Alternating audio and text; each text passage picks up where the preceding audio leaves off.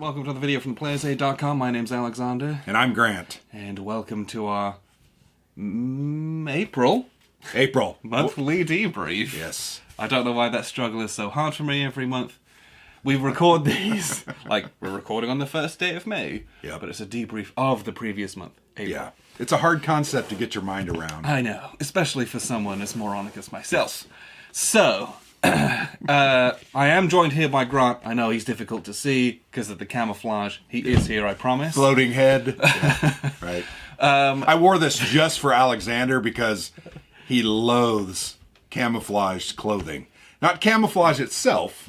Yeah, I like You loathe camouflaged clothing that people wear as normal clothes. But remember his taste in fashion, so take it for what it's worth. Really, he just wanted to be the outlandish one today. I did. All.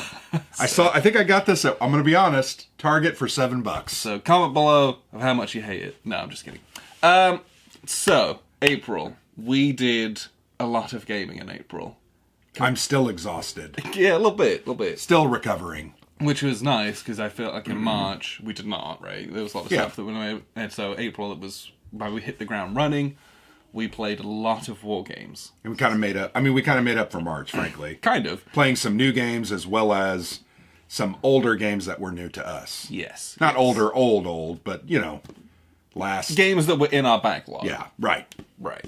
Checked them off the list. So, to start with, brand new game that we played was Atlantic Chase. Awesome game. This is incredible. And we actually spent 2 weeks playing this. Yes, we did. We did the full tutorial. Yeah, we went through all the tutorial, spent a number of hours doing that on like a Friday. Yep. And then the second weekend of April, we then sat down and played a number of the operational 2 or 3 scenarios. different Yeah, we played a couple small ones, then I think one bigger one. So yeah, it was great. It was a great time. You probably, if you haven't seen all the videos we put up of this, there's like 3 of them. Yeah. If you want information about this game, go and watch those. GMT just announced that they're sold out of this. Yes, they are sold out, but I'm sure that online retailers have they mentioned all the other retailers Yeah. which just probably still have copies in a decent amount. But that means, if you're wanting to get this, you better get it now. My guess is in the next couple of months, it's going to be totally 100% out. Yeah. Or it's going to start doing the Amazon thing where it's $1,200. Yeah, people like to jack that up. If it gets sold out and you still want a copy, just wait. This will be back on P500. Well, in fact, I think in that very same comment, they mentioned, we're working on finalizing details for a reprint. But and when they say that kind of stuff, it's usually not far enough away where you should pay triple the amount on the second-hand market. No, just wait, I would say. Reprints are they're a mixed bag sometimes. They can come fairly quickly, but they also, like the P500, it can take a year. Because I'm sure they want to do some errata. I'm sure they want to clean some things up. There's always things that they want to do different. They don't just repackage the game. They're not going to do that. They're going to go through it. Right. And so it's going to take a while. But not it's to mention, also one of the most popular games they've done in a while. I don't think there's... It will be. Yeah. They'll make it a priority. Well, Imperial Struggle is still... Did it finally start shipping the second edition recently? Maybe it did. Maybe. But anyway, yeah. But yes, very, very good. We spent a lot of time with this. This was an excellent and it was so game. good because it was quite a bit different than what we normally play. Very different. I think that's part of what I enjoyed about it. I have never played a game like this. No. And I don't even know if there is one. Which is great to design and also extremely interesting to learn and play. Yes. So we had a great time with that one. Atlantic Chase. A great time. Big deal. Alright, what else did we play in April? Well, we played a game of Pendragon. A 4-player game of Pendragon. 4-player game of Pendragon. This is one of my favorite coin games. It's very good. I've played this a lot. Played a lot on Vassal. There's like a coin players Discord on there. So I played a number of games in 2020 there. But we played a number of times in person beforehand. This is a great coin game. It's very different from other coins, but it is never boring. It's always something very interesting is happening. Well, to me, the history is very interesting and cool. From the Saxons to the Scotti and the leftover Romans and the I think it's cool. And this was one of the first coin games where, to me, it did something that was radically different as well. The combat system is extremely different. Even how the raiders work. They're Yes. not your typical insurgency faction. They just come at you. They don't try to infiltrate you. They come at you. Yeah, they come at Then you. they start infiltrating you, right? They put up settlements and which is kind of reverse, but it's a totally different mechanic. Yes, it's very, very cool. And, there's a lot to keep track of in this one. With prosperity levels and wealth and all this kind of stuff. There's a lot of extra moving pieces in this one. The only concern I have about this one is I feel like the four factions are so disparate. That they're just so different. They're very different, yes. The Scotty and the Saxon, I think their stuff's pretty simple, right? You don't have a lot of complex there's some complexity in how you get some of it done, but it's like raid, take prosperity, yes, run away, who cares? How and where you do that is important, because I've played as those when you do it with reckless abandon and you just bankrupt yourself. You end up running yourself out. Yeah. You can't do anything. You'll never succeed. Whereas I think the Civitates or Civitatis and the Ducks are, I think they're a lot more complex. The Civitates, I still, to this day, I think I've played them now 2 or 3 times. I'm not sure I know what I'm doing. And it showed. Those are more traditional coin factions. Yeah. In that they're like more government factions and are more of a military force. So the things you're trying to do, raise money, building the build forts are forts, those are the forces. challenge. I think getting those forts out can be really hard. Not to mention your good troops, your comitatentis or however you say it, are stuck in your not available box until you get them to your available box. So I had to take a lot of events, which is fine. I was building for the long game, and the game went 3 turns. Well, it's like and that's what this game is. This game, you're supposed to play for the long game, right. But you can't abandon the short game. And I think that's what very happened. Interesting. Yeah. This of all the coin games, it's good. This one rewards long-term planning, because if you can make it through the early mid game, you will be so strong in the late game. Whereas I feel like some of the other coins, you're playing for like now, and then in like 2 or 3 cards, you're trying to like keep what you've got until you get to the next epoch kind of thing. Yeah. Whereas this one, it's like you can say, all right, I know I'm going to be hosed here, but I'm doing this to do this thing in the future. Yeah. Because more often than not, this will go a bit longer than some of the other ones. Yeah. It's a long game too. It's interesting, when we played this, I think I posted something on Twitter about having played. We played 3 huge war games over the weekend, and I listed them. It was War Room, Pendragon, and then Virgin Queen. We're going to talk about those in a minute. Sorry. But somebody came back with a comment, and I always love comments because I have to ask myself, what are they trying to say? They said, so Pendragon's a big war game? And my answer to that is, yeah, it is. Yeah, I agree. It's a very big game, and it's one of the more complex of the coin games. Yep. I would put it just below Fire in the Lake for complexity, is my thinking. I might put it above it. I might agree with that too, but I still think, because Fire in the Lake's complex because the map's so big and there's so much you can do. Tactical choices are large. This one's complex because, to me, it's complex because of the different prosperities, populations, and economy structures. No, that's true. That is a little more complex. It's just different. I still find the NVA and the VC are very different than the US and the Arvin, and it just makes for a lot of very interesting and difficult choices. So I could talk about. Well, we could argue about in every video. We could argue about that all day long. But this is one of the more complex, yes, so therefore I considered it a big war game. It is, and I felt like I got a little. It takes a long time, and lots of players. But I felt like I got a little guff for it, and I thought, obviously they've never played it. But anyway, that's my thought. Had a great time with that Pendragon, absolutely. It was like visiting an old friend because I hadn't played it for several years. Yes. So games you had alluded to, Virgin Queen. Oh no.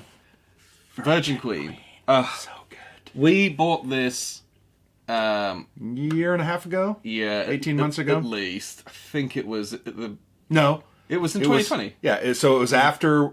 No, it was the end of 2019, beginning of 2020. Yeah, it was because we bought it after we played a big game of Here I Stand for the second or third time. And it took me a while to find one, though. Yes, to find one because it's out of print. Yes, although it is on P500. Yeah, it is. And it's getting closer. I want to say 350. This will come with some of my highest recommendations. Oh, yeah. It's very long. We played for literally the whole day. We did. Like, the whole day. And I don't know. It to me, when you say that, sometimes you're like, how did you do it the whole day? Well, it was so engaging that I didn't even think it was the whole day. Yeah, it literally kept my attention the entire time. This game and Here I Stand are a special kind of beast. Yeah. Where you get 6 players together, you have, like, person-to-person negotiation and diplomacy. Yeah. Which, in this game, is even more intense. Because there's these whole royal courtiers that you're trying to marry off as well. On top Which of that all was something stuff. I'm not sure I ever really got the nuances of. But because I was English, I was trying not to get married because I got victory points. But that is a very interesting Whereas the French, thing. they get victory points for marrying off, and they have a lot more. So they were trying every round. They're trying to do all the time to, like, arrange all these weddings. Yeah. But, like, it's this huge game of diplomacy and negotiation, and then you've got your military moves on the board, trying to capture Plenty of keys and victory points and do your special bits and pieces. There's so many layers. Well, there's exploration of the New World. There's colonization of the New World. There's piracy. There is courting of the arts, both like artists painting and as well as like architecture and science. Patronization of the sciences. I mean, there's so many things to do. I felt like I never had something that I could go for. Sometimes in Here I Stand, if you have 1 or 2 options, like, crap, I really can't do much, so I'm gonna move this guy 1 space. In this, if I had a 1 or 2 op card, sometimes I'm like, I can just do that. It's not gonna be a great, because I'm only gonna get But it's a chance. But it's a chance. Yes.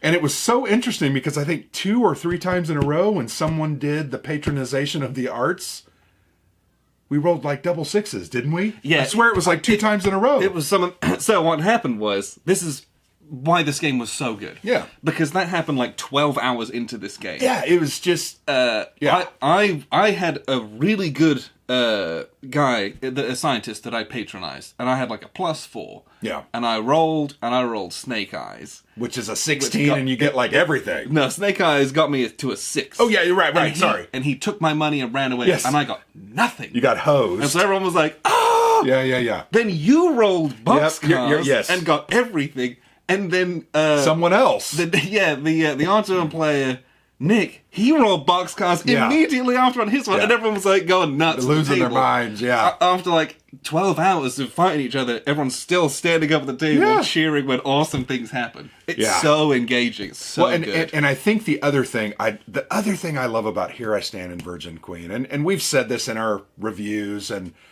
there is a chance for victory for every player, almost not every round, but it's like it's an ebb and flow. Very much so. Like the Protestant player, we were all like, oh crap, and then you start dogpiling, and then somebody forgets this person. It's like, ooh, the French are close. Someone fills the power vacuum, so you can't go too hard on the dogpile. Fascinating that, and I was close to victory like 3 turns in a row, and I just couldn't get the cards to do 1 extra move. If I could have got like 1 extra activation point, I think I could have done it. I would have had to roll and really done well, but hell, I rolled boxcars that one time. So to me, that's a hallmark of a great game that's well designed, and really a 15 or 16 hour game is still good. And none of us had played it before. Right, we had not played this one. So if we sat down to play it again... I would do things very differently. It would be very different, but it would also go at a little bit of a quicker clip, I think, as well. I agree. There's still a lot of analysis to do and figure out your hand and all the different moves you're going to make. But you kind of know... But I think by the second turn, I was like, okay, this is what England has to do. Yeah. And I focused on those, and I was doing pretty well, and then I'd have a setback and doing pretty well. I will say this. There were a couple less experienced players who had not played Here I Stand. Yeah. And I'm not criticizing them. No. Their style of play in that type of game really made for an early... Like, certain factions were going rampant. I thought to myself, somebody's got to do something about the Spanish because it was getting out of hand. And because England, I mean, France and England were at war, and everything went my way. It was kind of funny. But anyway, that's a danger with this kind of game. Sure. You have to have people that are familiar with it really to make it or everyone's at the same level. Right, I think that's what I'm trying Yes. to say. Yes. But yes, this was excellent. It is complex. It is big. It is long. Oh, yeah. It is incredible. But it's not, you mentioned the complexity. Yes. What you do is actually, I think, fairly straightforward and fairly simple. The complexity comes in how do I get that done? Also in how do I actually make all this stuff benefit me? Yeah, so to me, the complexity, it comes from the volume of choices you have. Yeah, you have like 10 choices each turn. Yeah, you've got a hand of cards. 5, 6 cards. Yep. Like, all of which have events and ops. So Yep. you got choices there that you normally have in any CDG. Then, you've got, if I do my ops, right, what on earth do I do? Because you have a menu of literally, I think there's like 18 things on your menu that you can do. And some factions can't do all of them, right? Or, no, but they'll have different ones to replace Right, it, right.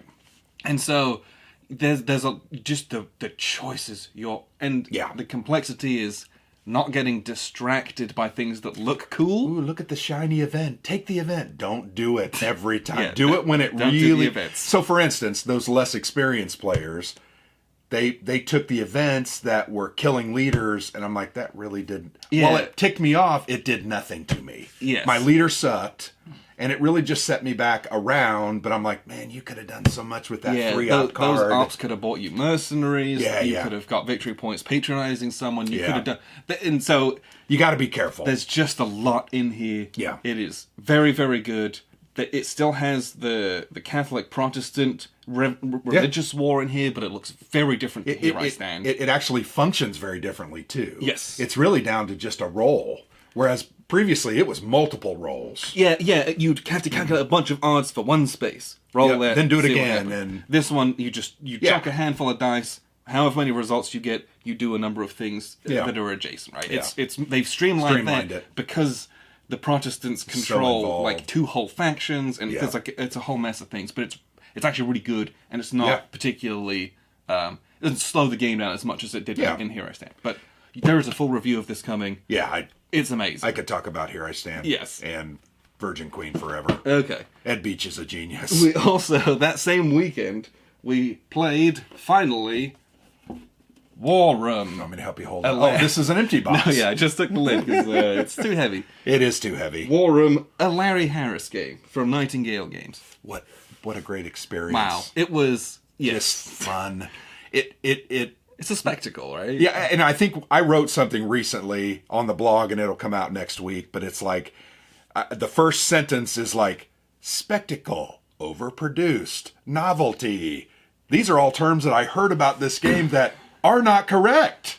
Oh, it's definitely a spectacle. But there's more to it than just that. Yeah. I guess that's what I was trying to say. It's not just a pretty face. There's a lot of game there, and it's fun. I had a great time, and it also is a 2-day game. If you play that to the full conclusion of your victory, it's going to be... You could probably do it in one day if don't you see how have you played it before. Because we played it twice. We played... For about 5 hours the first time, and about 8. And then the Allies conceded. Yeah. And then about 8 hours, and the Allies conceded again. Yeah. Because Japanese were just out of control. Yeah, and like we could have drugged that out for probably another 18 hours, and maybe it would have turned. I'm not sure the result would have been any different. At what point? What's the point? Yeah. But it was very, very. It's a massive, huge, like step up from Axis and Allies. And it's that Ameritrash, right? Lots of dice rolling. Yes. It's very. I think it's very playable. Yes, it's eminently playable. And it's big, and it's got some really cool mechanics, like the hidden secret order writing. Best part of the game. It's one of the best parts of the game. The combat system is just fantastic. Although those red units, I will still, to this day, say there's got to be a technology that overcomes that. There is no technology in the game. No, that was one thing I that's didn't like. I mean, those red units are so ridiculously tough, but combat system is great. The system of morale and how that is affected. Your country's stability. Oh, so good. Purchasing of units and the management of the economy, and it's just fun. Yeah, it's absolutely massive. I physically can't play it in my own house Well, and my table's just not nearly big enough. You really can't play it 2 players. I mean, it's got to be. I think the minimum, really, to be honest, I'm just going to say it. Yeah. You got to have 6 players to play the game. I'm not going to play the little 2-player Barbarossa scenario. Yeah. I mean, I guess we could to learn it. Sure, but I'm not sure that I've got many a Barbarossa game that's probably... It still would be fun, though. I enjoyed it. Sure. I really did. I enjoyed it. But you don't buy that game for the 2-player experience, No, you right? don't. It's an experience that is meant to be 6 You're players. buying that to get your buddies together for a weekend. Yeah. Or go to a convention. Or do it at a convention. Yeah. That's what it's for. And don't do it 7, because the 7th player only controls China, which has 5 territories. It might say 7 players. That's a joke. Don't do that. I mean, China is out of the game by turn 4. And even if they're not, They're they out do of the- basically nothing. Well, even if they're not out of the game, they're out of the game. Yeah, There's really nothing to do. They play It's a very speed bump. defensively, very passively. just a speed bump. If they were to get lucky and be able to take their capital back, they still can only build men and cannons that can't really do anything. And I've looked at it, because I played both Chinese and against them. I'm like, there's no way. They're never going to take their capital. Anyway. It's a 6-player game. But it was a great experience. Yes, I have thought about it solidly for the past 2 weeks. Yeah, I still like. Yeah. I still joke with Mike on our Slack channel about like, we talk about it and like making jabs here and there about the game. He wants to make a bunch of changes in errata, but it was a great game, a great experience. Very much so. I enjoyed it immensely. Yes, that really did. That was it. It was fabulous. And we've got, I think, a review and an initial impression on that. And yeah, there's a lot of content coming some out written on that one stuff as well. on that. We did unbox it. Yes, and then our other new one was yes. The other new game that we played this month was 1944 Battle of the Bulge from Worthington. As big and massive as those other games we talked about, this is a compact, very, very eminently playable Battle of the Bulge game. Single map, 2 hours. Yeah. You got maybe 20 counters aside. You got some very cool dice. I really liked the dice mechanic. It's a little custom dice, and it's kind of a mini bucket of dice game. Well, there's 6, and we did a review, but it's 6-sided dice. There's only 2 results on them. Yeah. One is an infantry, NATO symbol for infantry. The other one is a NATO symbol for armor. If you roll against an infantry, hey, you get 2 armor, and infantry will hit an infantry. Against armor, it's just that one symbol. Yeah. So it's a 1 in 6 chance. You're normally rolling 3 to 6 dice, but it's challenging, man. But that's a good part of the game. Keeps it light, keeps it interesting and fun. Yeah, we played it. It did what it was supposed to do. Yes. And I've spoken to a lot of people. A lot of people on Twitter were playing it and things like that. And they're like, someone was playing it with their wife, and they were like, it does what it's supposed to do. Play a couple turns, walk away. They have it set up and can go back to it, but like, it doesn't take a long time to play. You could basically play this with anyone. It's not particularly complicated. The rules are it's like 7 pages of actual rules. So it was an enjoyable experience to play. I had fun with it. I think the only beef I had with it early on, and maybe it was because we weren't really familiar with it, I felt like some of the rules regarding zones of control, movement, weren't really totally clear. Yeah, we had a couple of questions. Yeah, because when you move into a territory that enters a zone of control, you have to pay 3 movement points. Yeah. You know, and we were like, well, do you have to? Because I have an opposing unit that in essence cancels. So we had a lot of those discussions, and it didn't really address those. So we kind of did it the way we felt. Yeah, the way that felt reasonable within what it was intended to be. But it was a good light game. I actually really enjoyed it. I'm writing something on the blog about it. Just a quick first impression. Because to me, this is a very playable game. It reminds me actually a lot of Brian Train's Winter Thunder from Tiny Battle Publishing. Take out that very cool combat matrix that he did that I thought was the best part. That was fun. Very similar style. Yeah, it's not meant to be big and massive and the other one I think is Revolution Games. Celis I think is. Oh yes. You know, I've watched Stuka Joe's videos on that. I've never played that, but this felt a lot like that. I thought reminiscent of that. Yeah, it's really nice production value. It's a little mini hex encounter game. Yep. This might be a nice way to introduce someone into wargaming. I would agree with that. If they had the inclination to do. And it was interesting. So. Those multi step units, man, they're hard to eliminate. Well, and it's also got 4 or 5 different victory conditions. Like that some can be random. That you can choose, right? You can either play the historical scenario. There's a number of different alternate victory condition scenarios that you can go for, just to keep the game fresh. If you wanted to, it makes it replayable, right? You can replay it and actually have a very different experience. And if you didn't have 2 hours, some of them are only like 6 turns long. So it's half the time of the game. There was a 6 turn, I think a 7 turn, and I think the full campaign was only 10. No, it was. That was longer than that. Okay. I think it was 10. It was 10 or 12 almost. Yeah, anyway, good game. It's not long.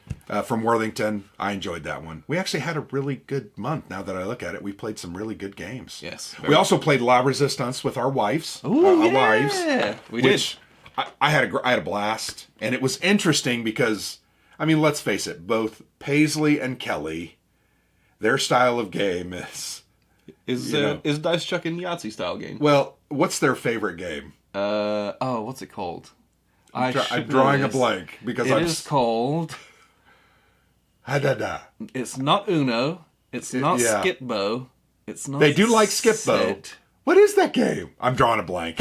Anyway, it's a light card game without strategy that they can talk through. Yes. They also love dominoes.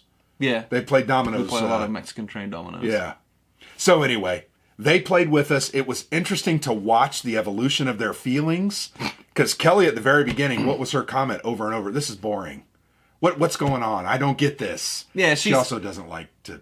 She's not very patient. She doesn't want to sit through the rules. She wants to play the game. But by the end, I mean, she was pretty cutthroat, and that's typically her. Yeah. I harken back to the ping pong video you guys showed us where you're just like returning it, and she comes up for a slammer. But by the end, they were in it. They were in it to win it, and they were having a good time. Yes. And I had a good time. Even though I got destroyed, I had a good time. Spoiler alert, that's all on video, and it's going to come out in the future. So you get to see all of that. This is from Flying Pig Games. They did a Kickstarter, last year. I think it fulfilled the end of the year. It's funny. It's funny because we played a prototype of this at Origins in 2018. Yep. And what was 2019? One of those. It was 2018. We didn't go to Origins in 2019. No, we did. Yeah, I think it might 2019. 2019. So, I feel like this game is 2 years old. Yeah, but it's not. It's brand new. Yeah. So, yes, we played this as well. So, yeah, we played a bunch of games this month. Yeah. I feel really good about that. I do. And, anytime you can play that many big war games and play 4 or 5 games, I think that's very good. Yes. So, had a good month. Had a great month, actually. So, what's next on the docket? Next is what we're going to play this coming month, which is May. Yes, that is the date. What we are looking forward to trying to get to the table this month. So we'll and I feel like we're going to definitely play these 2 games. There is no doubt. This one I would love to do. A couple of times. Do our first impression style and then come back once I get the system down. Because Joel Toppin loves this. Mark Herman said he loved it. Everyone that I've seen on Twitter is like, very popular, very good. So yeah, definitely we're going to play these 2. Commands and Colors Samurai Battles and Bayonets and Tomahawks. This one's quite easy to get to the table. Yeah. So, we just need to sticker it. Yes. We need to unbox it. We haven't done it yet. Sticker it, and that'll be ready to go. We'll play a couple scenarios, and we'll get it. Yes. So these are the 2 that I'm like, we will definitely play these this month. That way, we're not going to overcommit ourselves, which I do every month. However, having said that, there are some other games that I'm very interested in playing this month as well. That one on the bottom is one we talked about. And I did not know about this. Grant literally texted me last night. It arrived. About Dawn of Battle, which is a battle line, Great Battles of History style, army-based tactical... Not even ancients, old. Well, it's got some ancients, but then it's got some Viking stuff. It's got some Crusade era. It's really kind of a mix. It's even got some samurai and Sengoku Jidai type. I think there's like 25 scenarios. Yeah, so it says from here it's from 1500 BCE to 1500 CE. So 3,000 years of combat. So I'm both very interested to see. Yeah. How do you fit that in one box? How they do that. But it's got a billion scenarios in it. Yep. It covers a bunch of different topics. Yep. And it's all in one box, which I'm very interested to see if this can be one of those titles that people ask us all the time. Oh, kind of want to get into Ancients. What do you think I should do? Maybe this. This one might be. I don't know. Yep. But this is the kind of thing where if you can get it all in one package, and it's playable, Yeah. the scenarios of victory within 1 to 2 hours. Yeah, so you're going to play a Might be a scenario nice way for to an hour get and a into half. Ancients, and then you graduate to some of the big boys. Yep. Stuff. Mike Nagel designed this. It was on Kickstarter last year and just fulfilled. It has 4 sheets of counters. It has a big pack of cards. And you can see the counters. I mean, there's elephants. Ooh, always love that. Heavy cavalry. Yep, light archers. Light archers. There are phalanx units. Yep, there are war camps, which is kind of an interesting thing. I'm not sure what like role. a little command tent. Yeah, it's like it actually is a little tent on a counter. I don't know. It looks really interesting. I'm very excited to get that one. I had no idea about opened this, and then when you texted me and explained what it was, I'm like, It just showed up yesterday afternoon. this could tick a lot of boxes for a lot of people out there. So I think want to it could, play yeah. this and see Yeah. what this is all about. So those might be the 3 this month that we focus on. That's what I'm going to commit myself well, to. we might do some others. It just depends. Yes. We are not playing war games today. We've actually we're going to do the video and then we're going to talk play games with our father-in-law. So we're taking a break. So yeah, I mean that will be very Well, this respectable if we do play those 3. This is at least 2 to 3 weekends. I mean, so that's pretty much going to take up May. Yes. That's frankly. true. That's fair. That's not And then we unreasonable. I do have a prototype that I would like to play. We're going to talk a little bit about Kickstarters, but Let's do that now. Okay, yeah, what sure. we got on Kickstarter? well, let's start with Or kind of upcoming. yeah. I guess. Let's start with this one. So this is a game that I've been following maybe for 6 to 9 months. Robotech Reconstruction. So Robotech is something from my childhood that I loved. Great anime, Harmony Gold, and I think not everyone that's watching, some that are watching will know exactly what I'm talking about. Yeah, this is Strange Machine Games. This is coming to not Kickstarter, but pre-sale.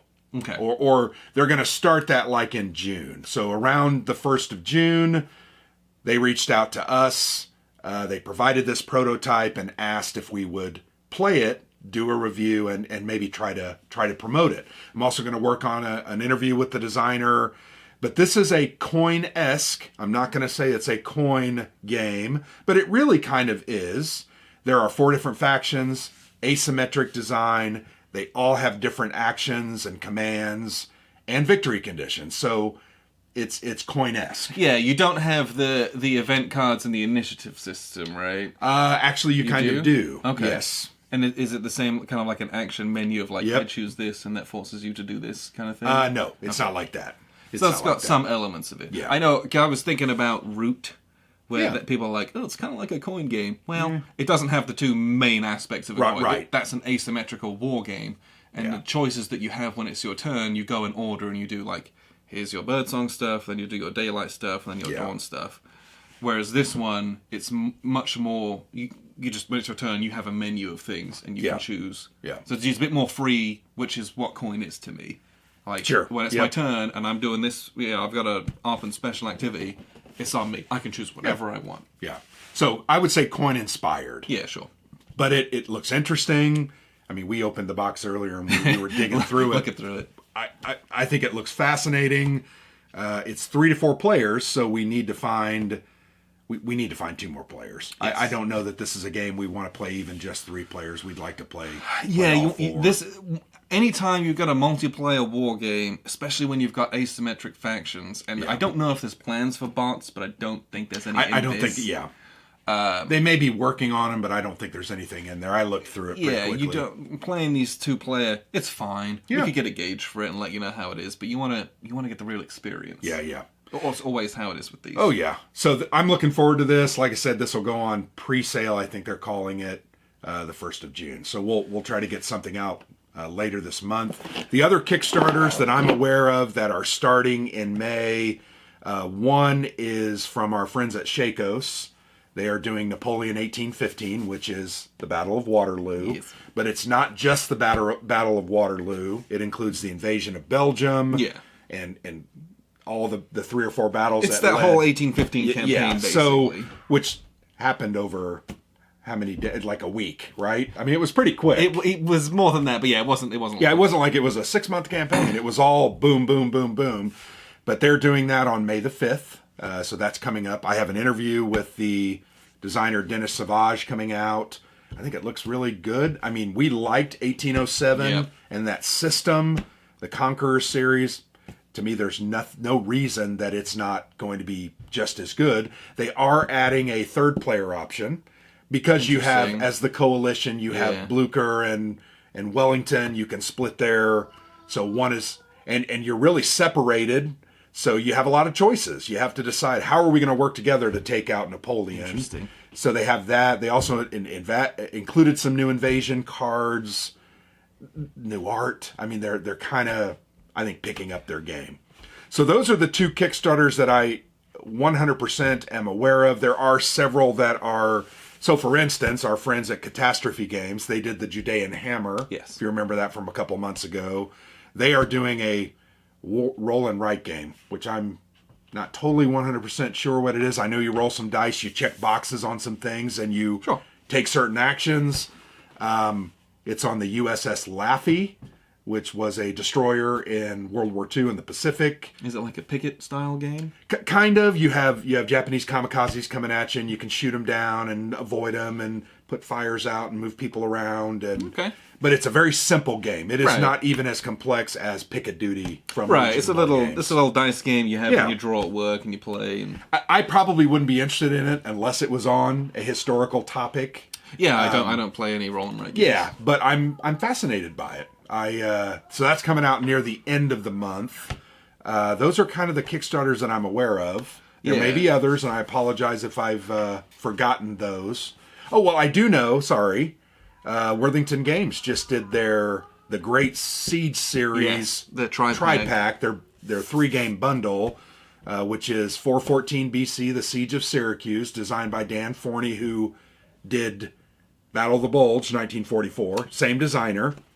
Maurice Suckling, who did Chancellorsville and Freeman's Farm, he's doing the Siege of Malta, 1565. I'm interested in that one. And then they're doing a second edition of 1759 Siege of Quebec.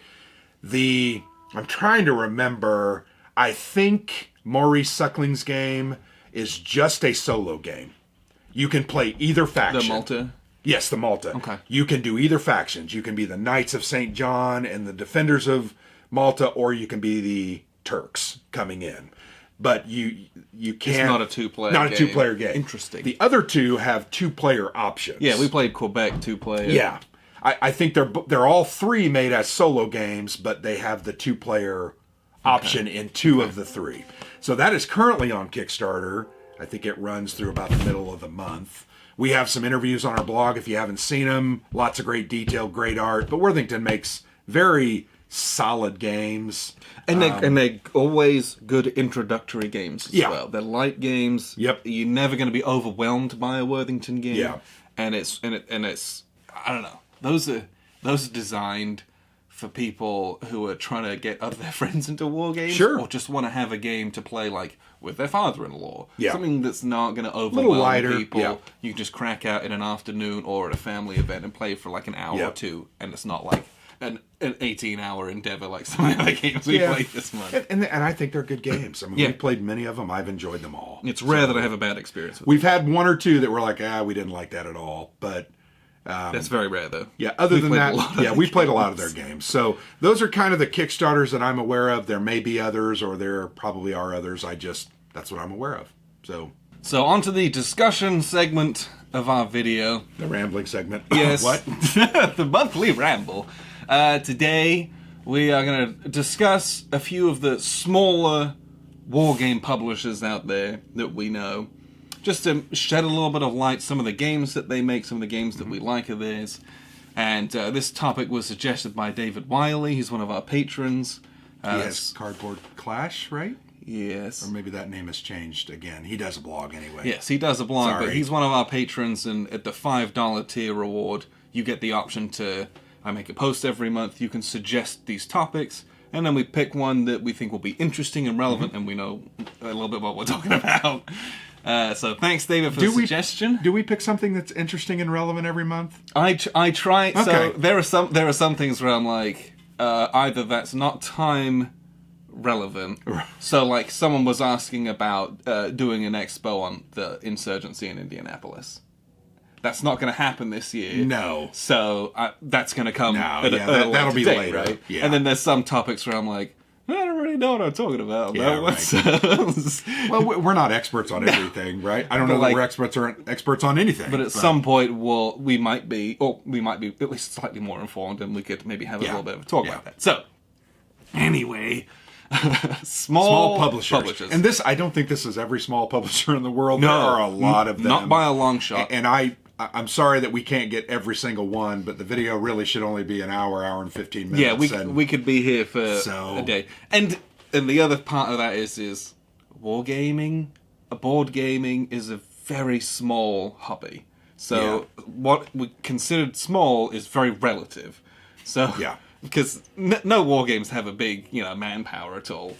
Well, they don't sell 50,000 copies. No, it's just they not, sell that's not what we're at. 3,000 copies. So, or, these smaller ones are probably names that you either haven't heard of or you may not have heard of. Well, and just clarify that also, we're not going to include, GMT, Compass, MMP, Decision Games, Lock and Load Publishing. Those were kind of the 5 that were like they're bigger.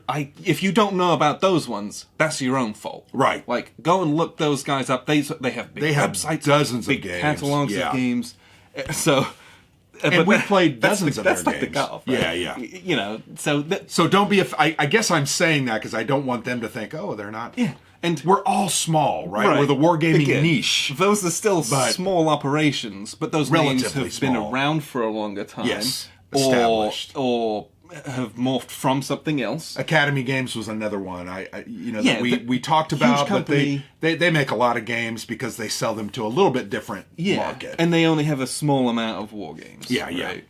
So anyway, okay. So does that make sense? Sure. At least we have some frame of reference about what we're talking about. And I've just thought about a few more that we haven't got on the table. So, and that only took 5 minutes. So we're off to a great start. Anyway, so let's start with Flying Pig Games. Oh, love Flying Pig Games. Markholt Walker. Because Flying Pig Games are establishing themselves with their quality. Yes, they do not put out a ton of games, 1 or 2 games a year, but man, they're big.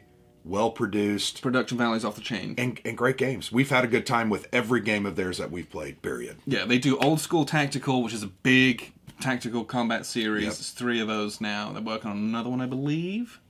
Yeah, I mean, they're I mean, it's on, I've seen it on Facebook. I mean, they're working on Mediterranean, probably a little North Africa. I'm excited for that one. So, but that's OST 4. One of their earlier games was 65, which is a tactical Vietnam game. I actually really like this. This was one of the first games we played of theirs. Maybe the second. I think we played OST first. Maybe. This, I think, was the second game, and we absolutely had a good time with this. Yeah, I had a blast with this. The scale is really tight. Yeah. The boards are geomorphic. You don't play with many of them, and the hexes are huge. You don't have a lot of counters. Again, 20, 15, 20. Oh, if that. Yeah, if that. So, so many games, you're, worrying about all the maneuvering, and then you get into the firefights. Man, it's just... It's up a firefight and let's pew each other. It's very enjoyable. The way they use cards in this is also fascinating. Yes. They're kind of multi-type. They're just very interesting. Yes. We're not going into review of this. Stop. We need to stop. No, yeah. And they also just did La Resistance, who we just played as well. This is their smallest little offering. They've done Armageddon War. They've done... Armageddon War's excellent. 3 different versions of their OST, plus several expansions. And I want Armageddon War system in more games. Yeah, they have their new horror-type game, The Long Road, coming out. They did Battle of Kursk that we really enjoyed. Yeah, that was a Platoon Commander. I mean, we had a bunch of big tanks rolling at each other, and what's not like there? So that's Flying Pig Games. We like them quite a bit. They do a great job. But they're a smaller publisher. I would consider them smaller absolutely. publisher. Crowbar was another one they did. Yes, a solo solo game. game from Herman Lupman. So next up we have Legion Wargames, and I actually have a little Legion Wargame shelf over here because And I love Legion my hat is Wargames. off to Legion Wargames. They do a heck of a job. Yes. And it's really just Randy and his wife. I mean, Yes. that he does everything, right? I think he does graphics and shipping and He does basically website. everything. But they make really good games. Yeah, They this really is do. Target for Tonight was an offering that they just released. It's one of my favorite of those kind of solitaire dice chucking narrative games. Yep. Thematically, it's amazing. Lots I of love charts. this. But you know. they have a billion other games. Like we played Nemesis Burma. That I was very enjoyed good. that game immensely by Kim Kanger. I just had a great time with that one. We didn't have any idea what we were doing because... Yes. But, man, it was fun. Terrain was so cool. The supply donkeys were so cool. Yeah. Just great. Yeah, I've played a lot of their solo games. They did Red vs. Reverse, which was very fun with a hilarious command system. Picket Duty, which is you're a destroyer trying to pew all the kamikaze. Like there's a ton of other stuff they've got. I've got games, Dien Bien Phu, which is apparently Which we amazing. haven't played. Played yet. But, We've also played Maori Wars from John Paniski. Man, I love that game. game. That was a great game. It gets a bad rep. People don't like it I know. But because they're like, but they don't like it because of the rule book. That's all. well, but we've played enough of those games. We played that it, and I think we I figured loved it out. I was grand. And What was the other gorgeous game? to look at. That pocket game. I'm drawing a blank. World War II East Front. Oh, Demyansk Shield. My Oh, goodness, was I had that a great fun. time with that game. Yes. That is a big war game too. Yes. I mean, yes. it's in their smaller box, but I remember when we got that, I was like, damn, there's a lot of counters Yeah, to this. I and, remember when we set that up, it was like, whoa, ooh, boy. I mean, it was boy. lines, and we played that for hours and had a And it's really this great huge, time. It's this breakout and relief effort by the Yep. Germans who Yep. are surrounded by these Russians. And it was like, oh man, that Well, was it a had- war game. I thought it it had was so very many good. interesting units. They had ski troops, and they had, Katyusha rockets, and I mean, it was just so neat. Yeah. But that's Legion Wargames. They are a great little company. They do about 4 or 5 games a year. They put a lot on CPO, which is their Little pre-order system. pre-order system. And those pre-order prices are very good. Yeah, I feel like their prices overall are very good. For what they Yes. give you, Yeah. it's a great value. They're working on a Hot Dry Season, which is a Vietnam operational yes. war game. What are some other... I mean, there's just so many that That's they've by got. Patrick Yeah. McMullen. Yeah. And it looks... I did an interview with him. That's a game that I really want to play. I've watched him and Blue Tweezers play that live. Yeah, on I have. console, I've watched and some it of that was, too. That game has a lot of scouting and information in it, which I think is very cool. Yeah. And that's from Legion Wargames. They do not make traditional war games. No, they do not. Like, they make games on topics and periods you've never even heard of, basically. Or imagine that you could even Like, make a playable small simulation. little encounters. Oh, Yeah. fantastic. Fantastic. Their website is mouth-watering with like, I didn't even know I was interested in that. Yeah. But I need that now. So very do good. yourself a favor, go to their website. Your wallet will be a lot lighter. Yeah. Because you're going to scroll through that and find something that you like. So Legion Wargames. We really like Legion Yes. and Randy Line. They do a great job. All right, next up we have, let's go with CSL, Yeah. which is Now, I've got a Conflict couple here from Simulations them as well. Limited. Yeah. And this is You've got Korean War I there. do. I got Korean Forgotten War as well. So this is a... Gosh, was this company founded in 2018? I want to say it was in 2018, and we met Ray Weiss at WBC that year. Yes. He had come to try out several of his designs. I sat down with him for about an hour, played one of his naval war games that I don't think has ever gotten off the ground. But shortly after that, he returned home. He threw his shingle out, created a website, and started pre-ordering, offering pre-orders. I was honestly blown away by Yeah. how many games they've produced. Yeah. Like, they had a ton in the pipeline. Yep. And they just hit the ground running. And I thought that was very impressive. Yeah. For the operation that it is. And frankly, here's one that we actually really enjoyed, 1950, The Forgotten War on the Korean War. We did a great video review of it. I thought that was a really cool game because it had some very interesting combat mechanics where you're drawing chits that deter... I mean, it was just the anti-combat fascinating. values and stuff. Oh, I just thought that kind of... in the Korean War, we haven't played a lot of Korean War games, but I enjoyed that. So... Yes. Mons 1914 just came out. That's one that I really want to play. Imperial Bayonets just came out. The Sedan. I just so interested in that period. That Napoleonic period, 1800s. It's a little later, but you know what I'm saying. It's Civil War, post-Napoleonic. But yeah, they have a lot of great games. And Ray, to be honest, is a very good designer. He did Rostov 41. Which was excellent. That was our number 7 and I think number 6 on our top 10. So CSL, Conflict Simulations Limited. Yes. And these are printed by Blue Panther. Yeah. If you know what that is, they're a print-on-demand printer. So if you go into CSL, you say, oh, I want this game. The Destroy All Monsters series.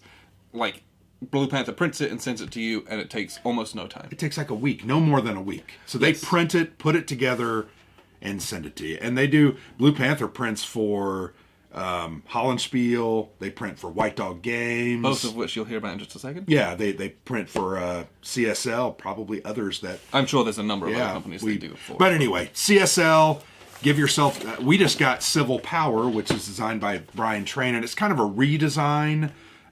looking forward to playing that on urban operations and pacification of riots, and just looks very interesting to me.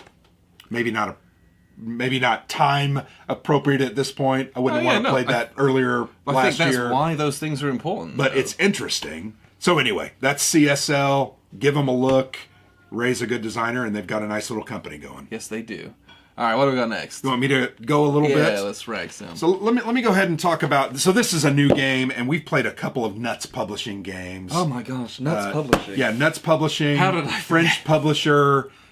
We've played, my gosh, Saigon 1968. We played that. We played your poster over there, War Without an Enemy. This War Without an Enemy, is incredible. English Civil War. And love that game.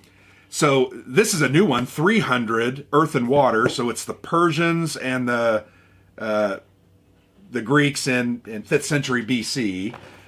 Brand new game, simple game, but it's a neat little package. Man, they make some good stuff. Fitna is a war game that I've received that we have yet to play, but it is a large multiplayer game on kind of the war in the Middle East. I believe that this is a translation of a Japanese game.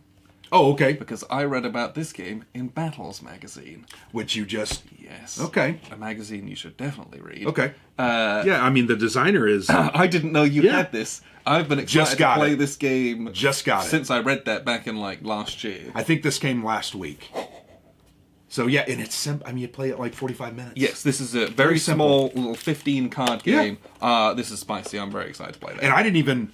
It just showed up on my doorstep. No one told me about it. No one... I had highlighted it in Wargame Watch last month, but I didn't expect... And man, they just sent it to me. I'm like, oh, well, we'll give it a shot. We'll give it a try. So, Nuts Publishing.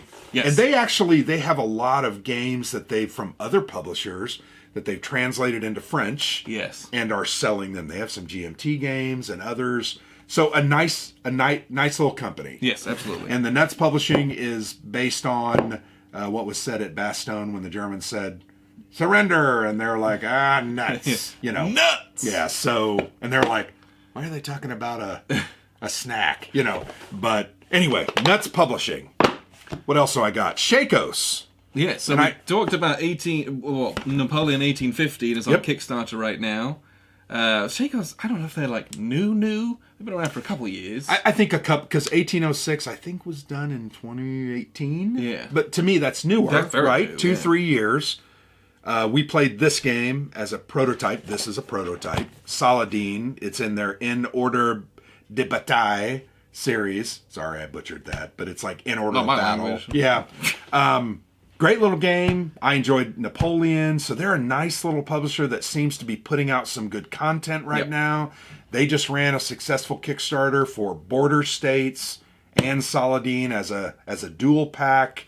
And then they have this 1815. Yeah, the Napoleon coming up. The Conqueror series. Yeah. So very good. Great little company. You might want to check them out. I didn't really know anything about them until they contacted us. So and you know, they are growing. They are Yeah. putting more. So Yeah. a lot of these companies might have small websites now, but They're looking. gonna grow. There'll be more and more on there. I'll do this one, then you can go to another Sure. one. So, High Flying Dice Games is a small publisher out of Ohio, and they are not your traditional. They look at small conflicts that most games, there have never been games on, or only a few games on, and they do mostly polybag games. They have done a couple of big boxed games, but most of their stuff is, you know, they print it locally, they ship it to you, and I think they're fairly interesting games. So this is a series that I really enjoyed, and we've played Kekionga together like 3 years ago. And it was very, very good. These are the Battles of the Old Northwest series, which focuses on, you know, the Ohio country, Indiana, Michigan area, and all the battles with Indians during the late 1700s, 1780s, 1790s, and even up until the War of 1812. So, very fascinating. So, Kekionga, St. Clair's Folly is another one. There are 5 games in this series with a couple of more coming out. Tippy Canoe, 1811. These games are gorgeous. Is it Niels Johansson? Oh, yeah, he's fantastic. Yeah, beautiful games to play with. I mean, you can see they're just eye-catching, and I think that's what caught my eye about them. The maps and the counters also just they're gorgeous to play with. Well, and that game we played, Kekionga, was just solid. Yeah, it was fun. You get these small little engagements with formations. It's not these massive armies. Yeah. You're fighting through a cornfield up a hill. Right? Which was so interesting. Oh my gosh. Yeah. It's so, I don't know. I felt in those ones some of the theme was palpable. Oh yeah. Where you're like, I would agree. You're moving through these really tough fields as the Americans, as the colonials was so tough, and fighting in those as the Native Americans, the Indian player was like it was lethal. Yeah. You could jump out and like, well, I said stay to the safety of the cornrows because you got modifiers when you were in the cornrows. That stuff was really, really good. These games typically are anywhere from $10 to $12, and then you can pay $4 or $5 more and get mounted counters. Which I would always recommend. Yeah, I would definitely recommend that. They are really nice counters as well. Printing them and cutting yourself. Sure, if you already do that, go for it. Yeah, if not, don't I did waste it time. for my first 2 games. It worked, but I'd prefer to pay the extra money and get them. So they have games on everything. Medieval, Crusades, Civil War, World War II, World War I. They have Vietnam games. They have solo games. I played another one called Siege of Firebase Marianne. Long Cruel Woman is what it was called, based on the Holly song.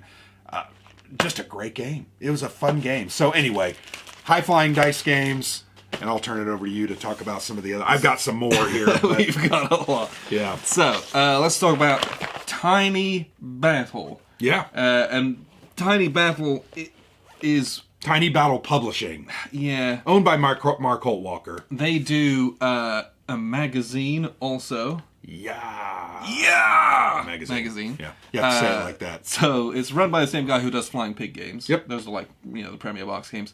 They do a lot of polybag games. Most of their games are polybag. Yeah. Their last couple big games have been small. And by big, we mean... everything's relative, right? Yeah. Well, this one has like 100. I mean, it has like 100 counters in it. Yes. So it's a bigger game. They're little pocket games. Some of their magazine or folio games are really good. Yeah. Tango Down was a favorite of mine. Modern tactical. Oh, it's just fantastic. Stun grenade, smoke grenade, it's Counter-Strike shotguns. Yeah, it was fun. And it was enjoyable. Like, your counter is one man, and he has a weapon, and we had a he great has time one with grenade, that. and you. Yeah. It's awesome. That was fun. But they do a couple small box games, a couple of polybag games, and they have a magazine as well. Mm-hmm. And there's actually quite a lot. They've done a number of games. I bet they've got 40 to 50 games on that website. It's well worth checking them out as well. Winter Thunder was one I referenced earlier. That was them. Yeah. Oh my gosh. Yeah. I don't even... And I love that design. That was very good. So anyway... Tiny Battle Publishing, the rifle series, like Rifle in the Ardennes, Rifles in the Pacific. They've done so many games that I don't even know it's them. Rifles in the Peninsula. I mean, those are great little solo Rifle games. Series are excellent little solo games. Yeah. They play in like half an hour, 40 minutes, and they're really small footprint. Yeah, you just have an 8.5 by 11 board. I would take it to work and have it in my drawer, and on my lunch break I would pull it out, but on my lunch break only. And then you chuck a couple dice, move a little counter, something happens, you fight some combat, so you put the draw away when your boss walks by. Yeah. You know how it is. Yeah. Those are a little fun. They're not particularly heavy or complex. Little nice battle generators, little stories. It's those are like Fields of Fire light. Like really light. But I got a similar type of feeling from those. Yeah. So yes, Tiny Battle Publishing, they've got a significant, I don't know, what you call it, catalog of games. Yes, they do.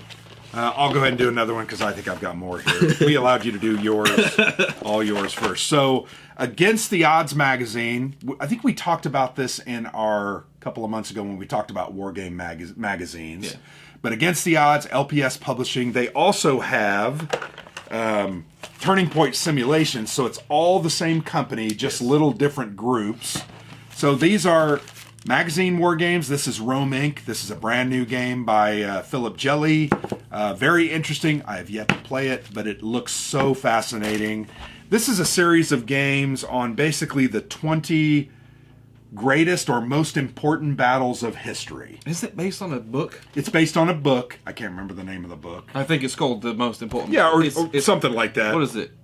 The series is called... Anyway, we played these a couple of years ago. I don't remember. We played Stalingrad. We played the one about the Armada. Yes, that was actually very interesting. We played Midway. Yep, and I liked Midway. There were good. some issues, I think, with the playability because we didn't understand the rules. We were very new as well. We were very new. That was, and then this is Saratoga, which is actually a very good Revolutionary War game. Yes. So anyway, they make a lot of very interesting games, and these games, once again, they're not boxed games, but they come with this cool, nifty tray that has a lid, and it keeps everything kind of nice and tight. We have 3 or 4 of these, and we really enjoyed them. We played a lot of those, yeah. We did.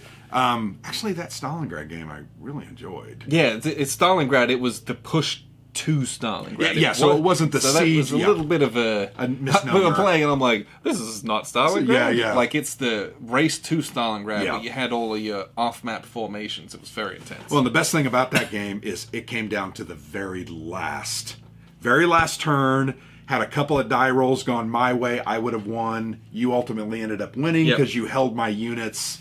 You did one of those famous... No. You did one of those famous retreat into a more advantageous position for you. Yeah. And that ticks me off even to this day. I raised my voice. But so, LPS Publishing, Turning Point Simulations, Against the Odds magazine. Yeah. Same company, umbrella. All part of the same umbrella. You want me to do more, or do you want to go? So, let's talk about Revolution games. Yeah.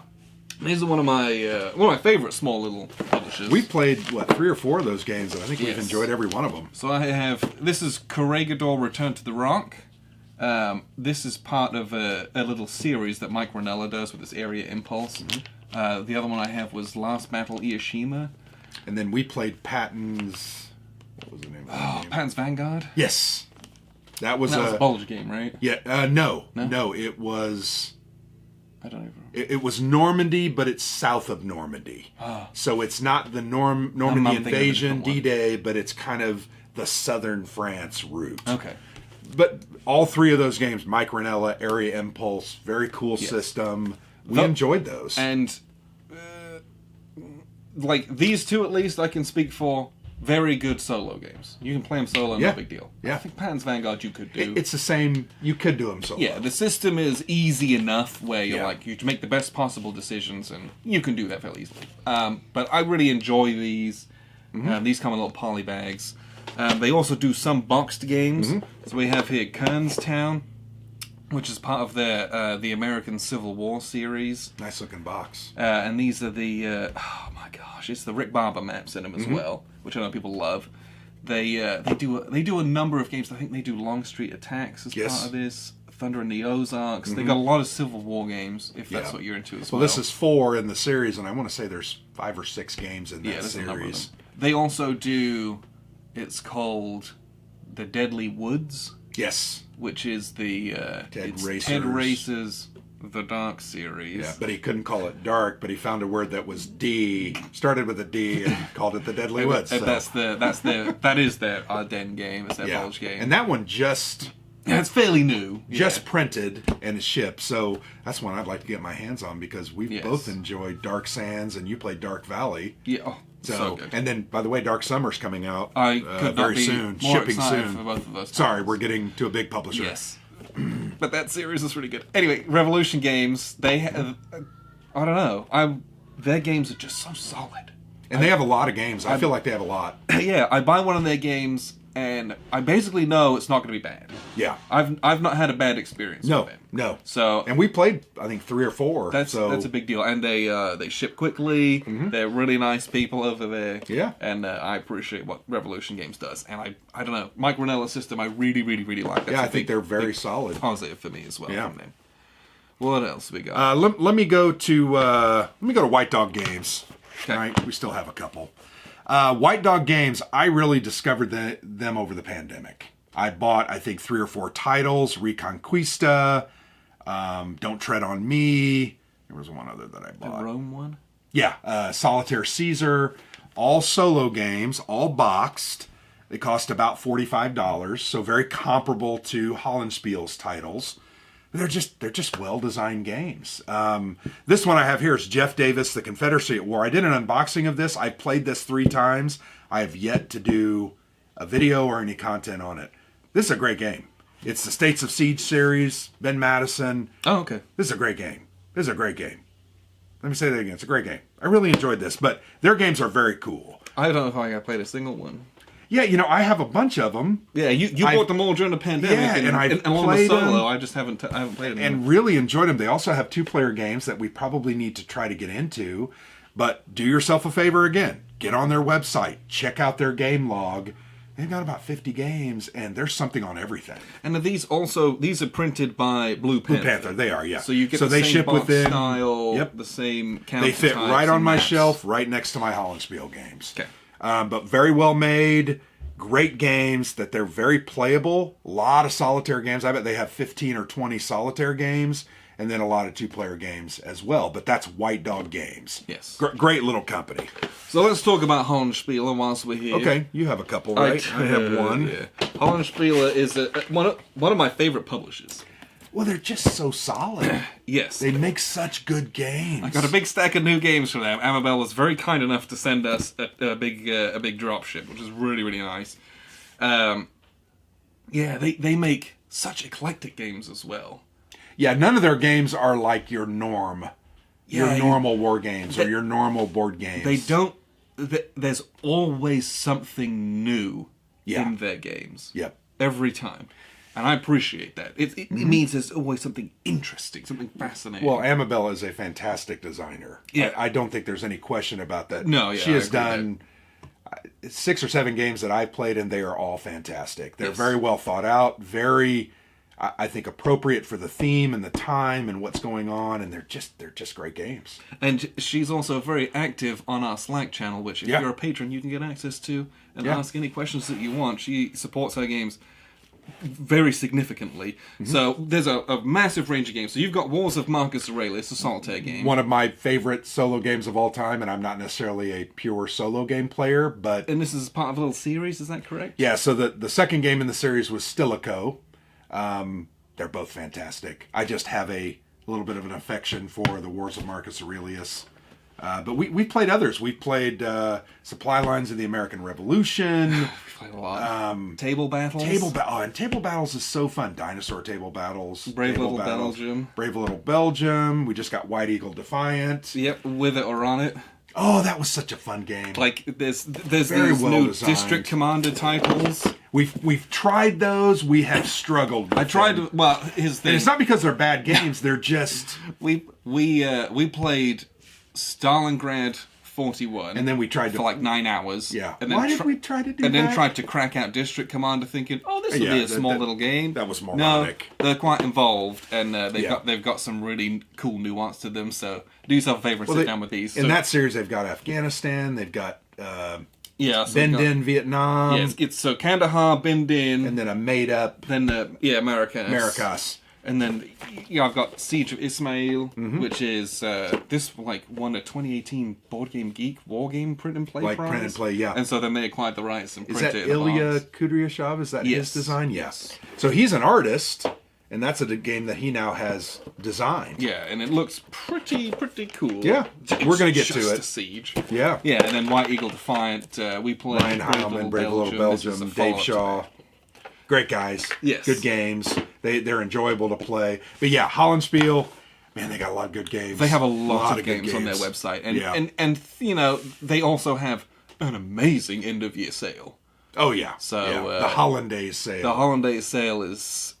it is prime pickings. And while I mentioned the Wars of Marcus Aurelius, my favorite series from them is that 3 Cup series. Agricola, followed by Charlemagne, followed by Aurelian. They are fantastic. Great solo games. The first one's very long. The middle one's very, very long. The final one is much shorter, but I thought more impactful and probably the best of the 3. That's good. So anyway, yeah, Hollandspiel. If you have not played a Hollandspiel game, Do yourself a favor. yeah, please get out there and they do have that. a ton of stuff on their website. They also, they have even non-war games. They got different train games, cube rails, things like that. The one problem with them that they do lose licenses from time to time. Like they have a period where they have Meltwater. They can print Meltwater for whatever 2-3 years, and now they can't. I'm using that as an example because I don't think that's. But they've had several games like that where they no longer have them. Right, so get them while you can. Yeah, so you got to get them before they go out, and they're just really good games. Yes. Very playable. Yes. Hollandspieler, yes. Big win from me. So, another smaller wargame publisher is... We've still got 8 to go through, which is ridiculous. Strap in! We have Command Post Games. Now, this is... Forest of the Impaled, Dracula's Final Stand. Not the most serious of war games. No, it's very fun, and it comes. We had a great in this time with that. tube. It's a gorgeous map. Yeah. You can get it like linen, and it's these little wooden pieces that you move around. It's like a centerpiece that you put out on a table. So that one was fun and enjoyable. There's a full review of that, but I know you've played some of their Civil War games. So I played Sharpsburg, and I can't remember the full title, but Pub Battle Sharpsburg. Pub Battle, that's what it was. Fantastic game. They use the little formation blocks. The map is gorgeous. And you're moving them on a table. Yep. You have a little marker stick that you can move so far. Just a really good game. I played that with Matt, who is not a wargamer. He bought that game on Kickstarter. Yeah. And we loved it. We had a great time with that. In fact, that was in my top 10 of 2018. Yes. I'm very jealous. I've never played one. Yeah, and I felt he took it. He moved to Minnesota. Yeah. He should have just left the game with me. But great games. We would love to play some more of their games. Yeah, so Command Post Games, a lot of their stuff is very highly sought after. Yeah. So when they do Kickstarters and do pre-orders, I would go that route because you also get a better price. Their games are not cheap. I'll just say that. Yeah. You can get the paper maps and bits and pieces. But and why would you get the linen? It brings it down. Yeah. But it's still not. They're not massively cheap. Like you can really pimp these things out and spend hundreds of dollars on these things if you want. But they're bespoke games, and they're not, that's not for everyone. Not everyone wants that. So just understand that, take it with a pinch of salt. But if you can get them in the pre-orders and things, that way you can guarantee yourselves getting them, because I desperately want to play things like their Waterloo, even their Gettysburg. You can't get some of those. Well, that system is just so fantastic. It just works so well. The print runs aren't huge because they're specialized. So Command Post Games, check them out if that's something that you're interested in. Yeah. As well. Let me go ahead and we did a preview video on this one. I won't spend a ton of time. Conflict of Wills, Judean Hammer from Catastrophe Games, a new company. Yeah, they're very new, right? In fact, this was their first game. And this is a prototype, so I just kept it around, and I'm like, I'll talk about that. They have a couple of other Kickstarters coming up. The one I talked about, the USS Laffey, the Roll and Write. They also have Zermatt, which is an Afghanistan war game coming up. I think he said maybe June, July. In fact, Tim Densham is his name. He volunteered. He has to go down to Nashville on business. He said, you know what? He's in Michigan, I believe. He offered to stop by, teach me that game, play the game with me, leave it so we could play it, and then we could do a preview video for their Kickstarter. But new company, check them out. They've got a nice little website. He does a great job on their little newsletter, and looking forward to what else they end up ultimately doing. Yes. Okay, what else do we got? So here's a game that is not necessarily a true war game. Not necessarily, no, but it's a conflict game. So this is Donning the Purple from Tompet Games. This is a 3-player, and you can buy the expansion to make it 4-player. Conflict within the Roman Empire game, and it's very enjoyable. It's very cutthroat. Well, it's about donning the purple, becoming the emperor. Yes, and then very quickly you will not be the emperor. Yes, trying to hang on to being the top dog for more than 2 turns. If you can do it for hard. like 2 turns, that's a success because you get some victory points. But very interesting game. Everything's falling apart. All the barbarians are coming in, and you're just trying to be the last one crumbling. standing. Yeah, this was a very, very fun game, very enjoyable game. But yeah, it's less of a hardcore war game, but a historical game. You could play this with basically anyone. Yeah, It's I had a good time with and that it's one. gorgeous inside as well. That was on Kickstarter a couple of years ago. Yeah, but they do have Tompet Games has a couple of other games as well. Some of them, like one of them was it was like a medieval siege game. Oh, okay. I didn't realize that. Yeah, they have other like more actual war games in there as well. Maybe we'll have to check those out. Yes. Another one, real quick, new company, Snafu Design, a Spanish company. This game is Ambon. It's about an island in the Pacific where the Australians were defending, and it's actually the tagline, "Burning Sun and Little Seagulls." The Little Seagulls refers to the division nickname of the Australians, or Anzac. They were the Seagull Division. So the Japanese are invading, they're defending. Very simple, quick game. Mark Figueres, I did an interview on this game, but they have some very interesting plans coming up. A lot of Spanish designers, and I'm really looking forward to where they go. This is actually, if you look at it, it's hard to tell, but this is like an 11 by 17 profile game. A lot of these baggy games are 8.5 by 11. This is, when I saw that, I was like, "Ooh, that's a nifty size." Yeah, this is A4 size. Whatever, I said, but it's European. That's why it's like just that. Yeah, it's interesting. I thought that was interesting. We've got 4 more to go. Yeah, so we're starting nearing the end. Let's make a caveat here. We're starting to get into the European publishers. So that's part of why some of these are smaller. Because they are like small little companies, and getting these might not be the easiest thing. Yeah. You've got to really hunt around for some of these things. So we've got 1918 Brother Against Brother from Linden Lake Games. Fantastic game. Card-driven game. Finished Civil War. Card-driven game. Finished Civil War. This is very, very, very good. I had such a good time with this game, and let me share a little story with you. The day you came over and we played this, Indiana University was playing Purdue, our greatest rival. Yes. And I had the TV on in the background, if you remember. Yes. And we were playing, and I was sat away from the TV because it was going so poorly for Indiana. I didn't even care that day because we had such a good time with this game. Normally, I would have been storming around, pissed off, probably cursing. War games, they heal all wounds. They heal all wounds. So we got destroyed by our rival that day, but 1918, Brother Against Brother, helped bring me back from the brink. Yes. What was the other game that they did?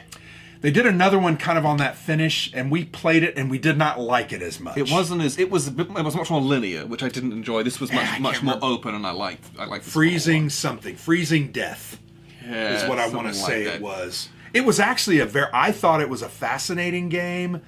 I just didn't like it anywhere near. It was hard because we were comparing it to this, which is much, much better. Which I thought, do this and that would have been a great game. So this is Linden Lake Games. It's a Finnish company. They might have, so they have at least two or games three on their games. website. Yeah, they might have more out there. So go check that out. Yeah. While you're putting that down, an Italian company, Vento Nuovo Games. They do a lot of very cool block war games. So this is a block war game. This is a solitaire game. Inferno on the Volga, Stalingrad Inferno on the Volga. I played this like a year and a half ago. It came off Kickstarter. I really enjoyed it.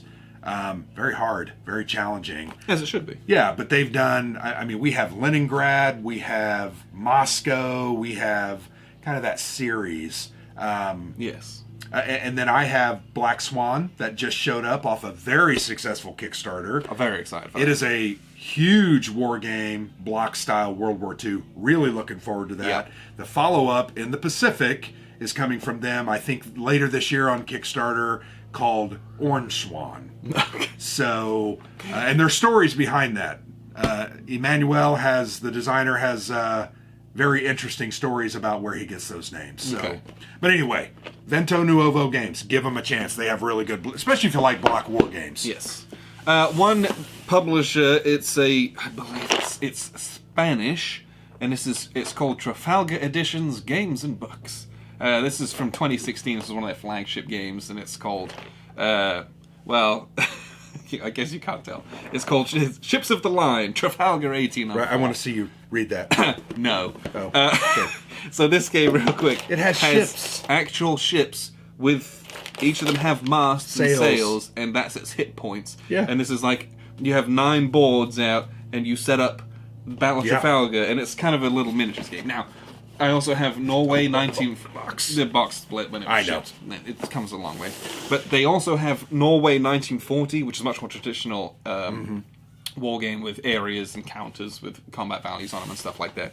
So I've not played this. I've been desperately meaning to. It's just quite a big affair, and getting to it at some point. Let me tell you, we need to get that one to the table because I forgot how cool that looked. Yeah. All right. 2021, we're going to play this. We're going to play that one. Put that on the list. This one and Paths of Glory. And... Nope. 1989, we got to play it. And, there's so many games. You can't do that. I know. All right, so we actually played and reviewed this game just maybe a month ago. Yes. The video popped up on our YouTube this past week. From Salerno to Rome. This is from... You say it so well. Dissimulazioni. There you go. Oh, look. It's a war game. I love that. I love the little banner. Yeah, it's so great. But an Italian company, new company. This is their second game, and they now currently have a Kickstarter on called Give Us Victories, which looks at the Civil War. So very interesting looking game. This is a great game. They have fantastic production. And this is a big war game. Right? It's a huge war game. A lot of companies start off with like, I'm going to do like a little small game. or like a medium offering. Man, they went like swung for the fences on this thing. And well, their first game, Radetzky's March, was a little smaller, but it still was a big war game. Right. This is a huge war game. But the topic of that's still really niche. It is, right? yeah. They've gone for like one niche game and then one massive game. Yeah. They've taken some risks. And I agree. They're paying off. The owner of the company and designer, Sergio Schiavi, he's excellent. I think he does a great job. Some of the rules translation are the only issues we have with this game, but we've generally figured them out. Barely, though. It's workable. Yeah. So, anyway, very good game, very good company. I look forward to what, ultimately what they're going to do in the future. Yes. So, I believe that is everything that we're going to talk about today. Right. There's probably 10,000 others and that's the problem with that I doing even this. have on my shelves. Yeah. There's probably 10,000 others that I should have thought of but didn't. Yeah. Nightingale Games, that's a small publisher. Well, they make War Room. That's the only thing they make. It's a huge game, but yeah. I just think there's a lot of small publishers out there that just get overlooked. And I will say, if you're interested in a very comprehensive list, go to Consim World. Yeah. On their website, The new Consim World. Yeah, they have an entire list, alphabetical, A to Z, of all the different war game publishers that they're aware of. Yes. If they've made one game or they've made 100 games. Yes. So if you want to go on there, you can find pretty much anything that you want. Yes. But I've always found there's a lot of hidden gems. You just need to play them. And that's part of what we do. Sometimes we find these hidden gems and share them. Yes. That's what we do. Yeah, there's so much out there. It can always be too hard to find some of the stuff. So go and finding a list and just spend an hour. Just open all the websites and have a look through. Because even within one website, you go to Legion War Games, that place is a rabbit hole. I mean, they have like 50 games. They have 50 games, and they are all entirely different. Yeah. Like, here's my little World War I game. And then here's the great game, which is the war in Afghanistan. Which we have and we still haven't played. And then there's Maori Wars. And then there's this game. World War I game over here. Like, there's so many of these wargame companies have so much to offer as well. Yeah. It's not just like one title. Some of the newer ones it is, right? Yeah. But some of them that have been around for a little bit have a huge catalogue of things to explore. So, thank you, David, for suggesting this topic. Good topic. My mouth is very dry because we were talking about... yeah. Sorry. But if you want to have the option to get in and suggest topics, you got to become a patron. Click on the link to our Patreon below. But we'll do this again next month. Hopefully we'll have played some of those games that we talked about. This was one of the biggest months I think we've had in a long time. Yeah, obviously the pandemic the last year really has put a damper. But I'll tell you what, I'd love to go back and do April over again. Oh my gosh, do all those games over again because we had such a good time. If I could, I would play Virgin Queen this weekend with lots of people. Yeah, I mean, we could have 4 other people and play it. Get on the phone right now. It's that good. Yeah. Yeah, and one of the things I love about doing the blog is we do get exposed to a lot of these kind of games that a lot of times we would not become I wouldn't even have heard familiar of with. We would know GMT, we would know Compass, we would know MMP, but I feel blessed that we have had this opportunity to kind of get into, and I feel like I'm trying to help some of these publishers, you know, get their name out there so people see what they've got. That's what these videos do. That's what our reviews and interviews do. I don't know. I just feel good sharing that information. The wargaming hobby is so rich. Yeah. Like you can do whatever you want in it, right? Mm-hmm. If you want to like just play one series of games, you could do that. And you could live your whole life hundreds of playing games. only something like OCS, and you would have had just as rich of a wargame experience as me, who's played a billion other little games, right? Or ASL, right? Some people have 40 different ASL titles on their shelves that each cost $150, and even if you just played Great Battles of History, there's many of those. 15 volumes, or 12 volumes, and then in each box is 15 battles. Yeah, that's a whole lifetime's worth of gaming. Right? Yeah. So it can be, there's nothing wrong with that, but you can very easily get into like one thing and just do that. Yeah. But, you know, if you want to explore more, this hobby is huge. It's massive. Yeah. And I think that's one of my favorite things about wargaming is like I discover a game that's been out for like 4 or 5 years and it's like I've never even heard of that. Yeah. How have I never heard of that? Yeah. It looks amazing, and who would even have thought to have made a wargame about that thing? Yeah. Oh, I love that stuff. Yeah. It is very cool.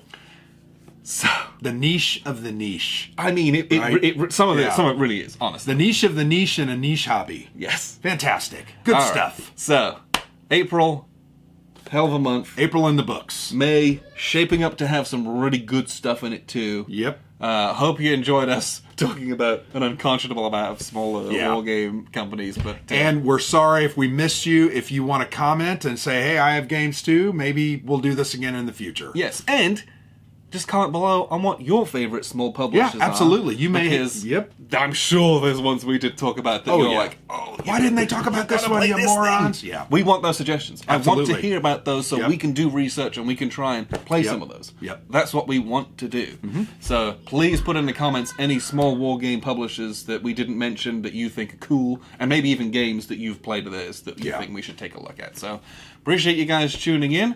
I've been Alexander from thePlayersaid.com. And I'm Grant.